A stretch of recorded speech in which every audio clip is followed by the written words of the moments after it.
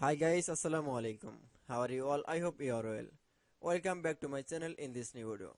Today's video, how to copying text in Google Docs. So let's started. At first, open your documents